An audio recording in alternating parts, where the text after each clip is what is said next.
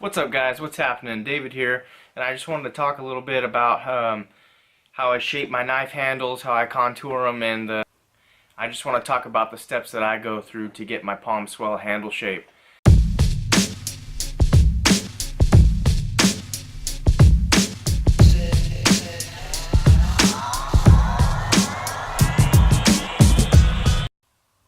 This is what I call, or I consider, a palm swell shape. It's thin at the top, tapers out, swells out a little bit past center, and then tapers back in towards the butt of the handle. And I think it gives it a nice fit for your hand. And right there in the palm, hence the palm swell name, it fills it out pretty good right there.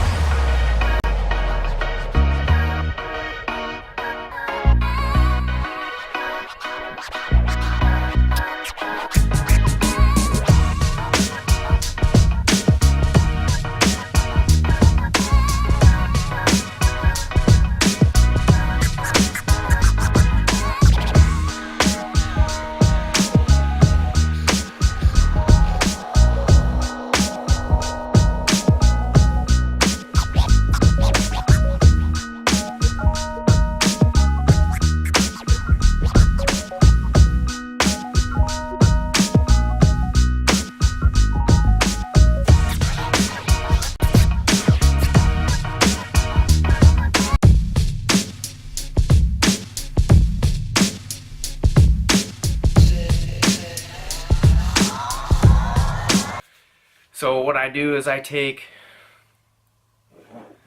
the blade, and once I have it profiled nice and clean, I get that at about 400 grit, tapered to the tang, and then I'll take it, go back at 120, and I'll slowly shape the bolster section of the handle. And I kind of take my time, make sure both sides are even. You know, you don't want this edge fatter and, you know, it'll be pitched out this way and it just won't look right. You have to make sure you have them both even, front and back, or top and bottom. And once I get those dialed in, I make sure they terminate in the same area. I'll go and do it at the bottom, and I lay it on the belt sander. I start flat and kind of just pitch it out a little bit. And then do the same thing, make sure they terminate in the same area, one side's not off. And once I have that done, then I take it and I do what's called breaking the 90. So you don't want to have this squared off look right here. You have this tapered and shaped all nice, but it won't have this convex shape to it. So I'll take that on the belt sander and I lay it on there at a pitch like this, get a nice angle going, and then I'll bring it to the dimension or the depth that I feel I'm comfortable with. You know, not too close to the blade, but not too far out. You don't want to hold on to a giant block of wood. And I do that on all four edges. Once I do that and I get the basic shape, I'll work through the grits slowly and make sure I have all the scratches out from the previous grits to make my life easier with the hand sanding. Once I have them all blocked out, squared out, and my rough shape going, I actually use the slack of my belt, and I'll take the blade in one hand and my finger in the other, and I work it back and forth.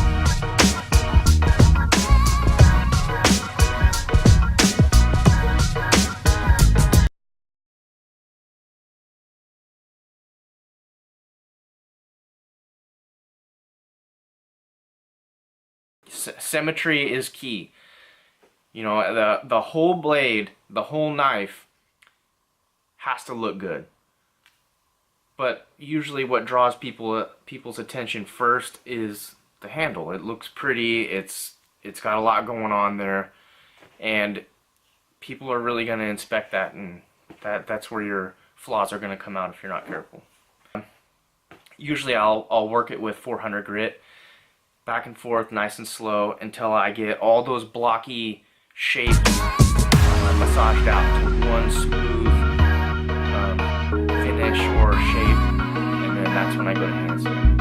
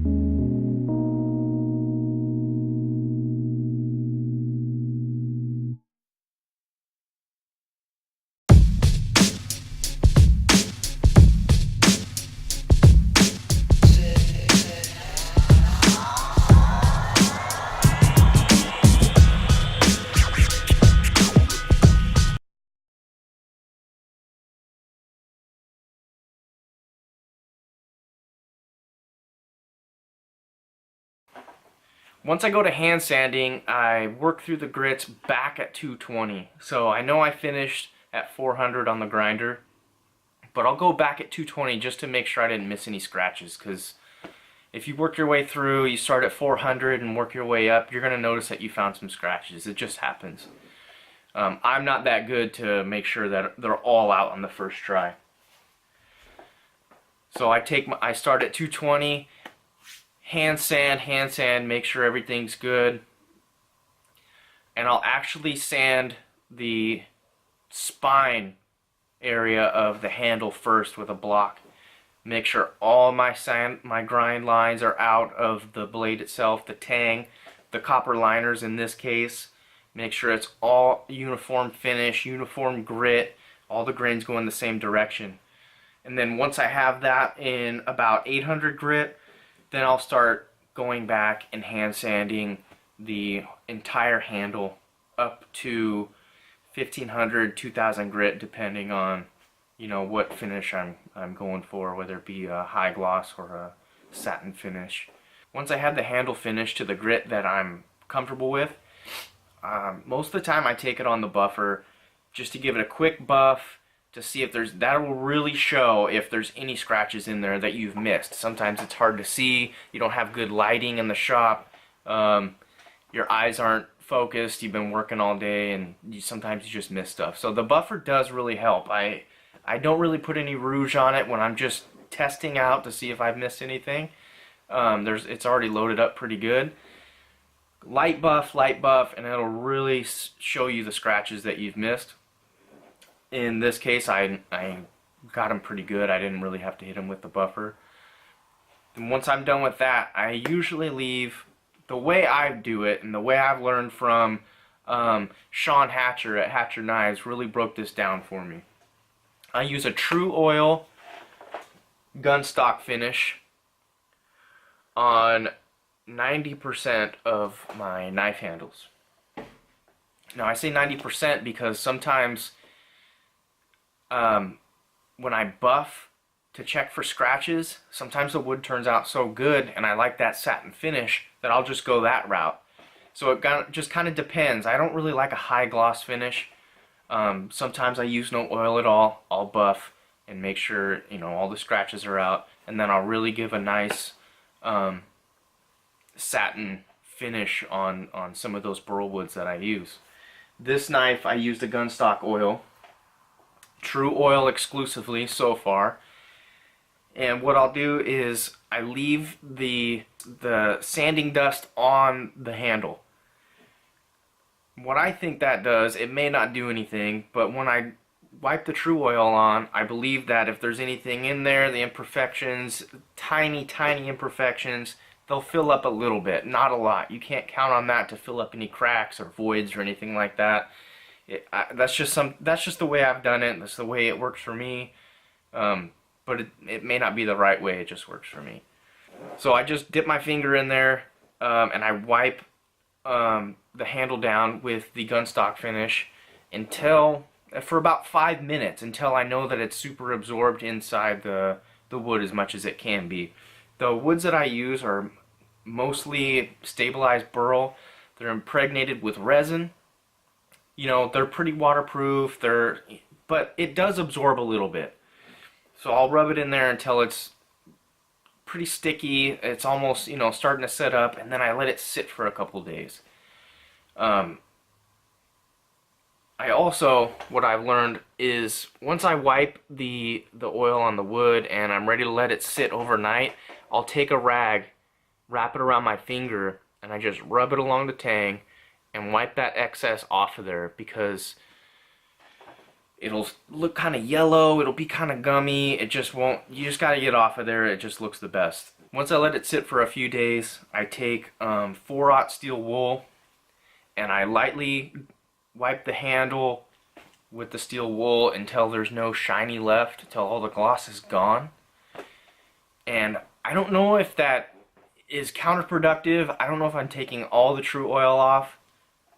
Like I said, this is just a process that works for me, and I think it looks really well. Once I have that all the shiny off, all the gloss sanded off with the steel wool, then I'll go and do a light buff on the buffing wheel, and I think it really brings out the depth.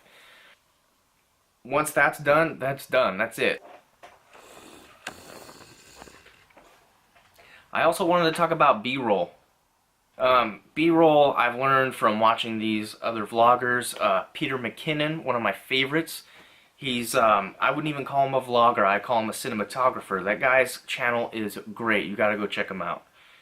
The way he produces and films his channel is just, it's outstanding, it's epic. I love that guy's channel, I can't get enough of it. And he's really inspired me to take my filmmaking up a notch as much as I can with my stuff, and do better with production and do as best as I can. It's hard to shoot B-roll the way I want to do it, the way I have it envisioned in my head, while I'm filming myself doing something else. It's really hard. I wish Peter could come down here and film it for me, but I don't think that's going to happen. So I'm trying to do the best I can with myself. So it's basically standard, you know, tripod shots, not a lot of movement of me working, but that's something that I wanted to get into a little bit. And I think that's where I want to go with this channel more, is I want to film more of me doing my knife stuff. There will be family stuff, there will be, you know, bow shooting. I don't know if I'm going to do too many reviews. I wasn't really, I don't think that went too well in my last video, my first video I did. I think I like the cinematography aspect of it. And even if it's not me making the knives, maybe it'll be somebody else making a knife in the future, or using these knives that I've made to cook something. So I think I want to try and make it better production instead of just sitting in my garage and talking to you guys, just filming myself do things, which will be a lot of that. But I want to do some more. I want to do some more filmmaking and make it more cinematic than just a regular style vlog.